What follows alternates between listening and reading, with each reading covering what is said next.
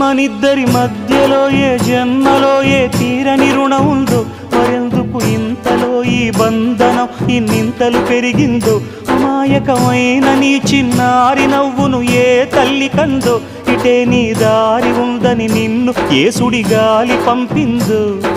పాపం పుణ్యం దేవుడికెరుక, పేదకు దొరికిన బంగారు కణిక, పాలు వెన్నాలేవని అనక ప్రేమను తాగి తెరగవెసిలక.